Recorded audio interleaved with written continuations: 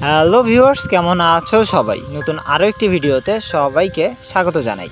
আর আজকের এই ভিডিওতে আমি কথা বলবো একটি অভিশপ্ত গান নিয়ে, যে গানটির সাথে মৃত্যুর সম্পর্ক অতি ঘনিষ্ঠ। গানটির নাম হচ্ছে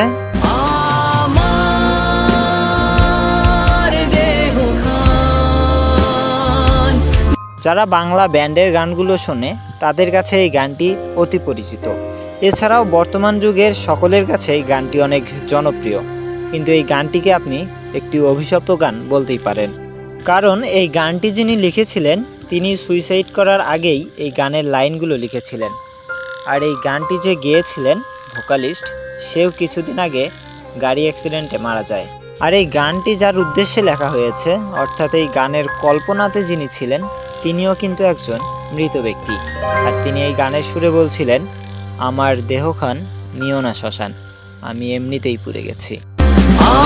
আমার দেহখান নিও না শ্মশান, এমনিতেও পুড়ে গেছি।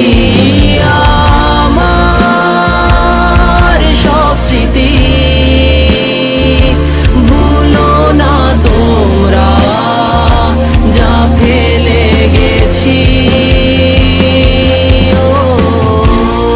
আর যারা এই গানটি শোনে তারাও কিন্তু এক প্রকার মৃত ব্যক্তি, অর্থাৎ তাদের ভিতরে হাজারো কষ্টকে তারা চেপে রাখার জন্যই কিন্তু এই গানটি শুনে থাকে। তো সব মিলিয়ে কিন্তু আপনি এই গানটাকে একটি অভিশপ্ত গান বলতেই পারেন।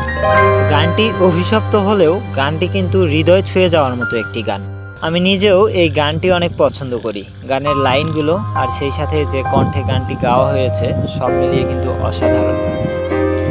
সবশেষ একটি কথাই বলতে চাই, ভালো থাকুক এই গানের সাথে জড়িত প্রত্যেকটা মানুষ। যিনি গানের কথাগুলো লিখেছেন, যিনি এত সুন্দরভাবে গানটিকে গেয়েছেন, এবং এই গানের কল্পনার মানুষটি সহ যারা হাজারো কষ্ট নিয়ে এই গানটি শোনে, সকলেই ভালো থাকুক। আমার দেহখান